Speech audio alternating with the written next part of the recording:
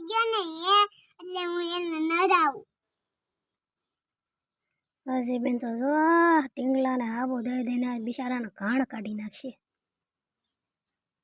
હજી નડાવું માં. હા હા. રોશે તો કાઈ નો ડોય. ન રોય. ઈ ડાયો દીકરો છે. હા પૂછવા દે ને. હા.